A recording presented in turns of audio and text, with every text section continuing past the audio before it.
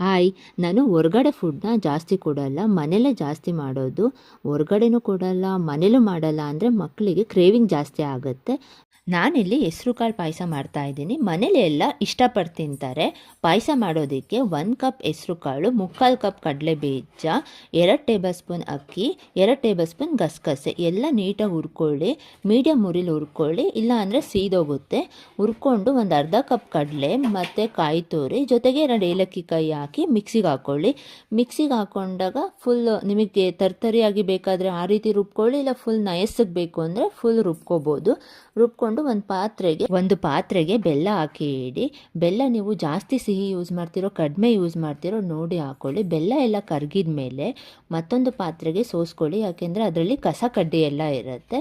ಸೋಸ್ಕೊಂಡು ಮತ್ತೆ ಇಟ್ಟು ಅದು ಚೆನ್ನಾಗಿ ಮಳ್ಳಿದ ಮೇಲೆ ನಾವೇನು ಮಿಕ್ಸಿಗೆ ಹಾಕ್ಕೊಂಡಿರ್ತೀವಲ್ಲ ಅದನ್ನು ಅದರೊಳಗೆ ಹಾಕಿ, ನೀರು ನಿಮಗೆ ಎಷ್ಟು ಬೇಕೋ ಅಷ್ಟು ನೋಡಿ ಹಾಕ್ಕೊಳ್ಳಿ. ಒಬ್ಬರು ತೆಳ್ಳಗಿದ್ರೆ ಇಷ್ಟಪಡ್ತಾರೆ, ಒಬ್ಬರು ಗಟ್ಟಿ ಇದ್ದರೆ ಇಷ್ಟಪಡ್ತಾರೆ. ಮೀಡಿಯಮ್ ಆಗಿ ನೀರು ಹಾಕ್ಕೊಂಡು ಒಂದು 10 ನಿಮಿಷ ಬೇಯಿಸ್ಕೊಳ್ಳಿ. ಹೆಸ್ರು ಕಾಳು ಪಾಯಸ ರೆಡಿ ಆಗುತ್ತೆ. ತುಂಬ ತಂಪು. ಈ ಲಾಗ್ ಇಷ್ಟ ಆದರೆ ಸಬ್ಸ್ಕ್ರೈಬ್ ಮಾಡಿ, ಫಾಲೋ ಮಾಡಿ.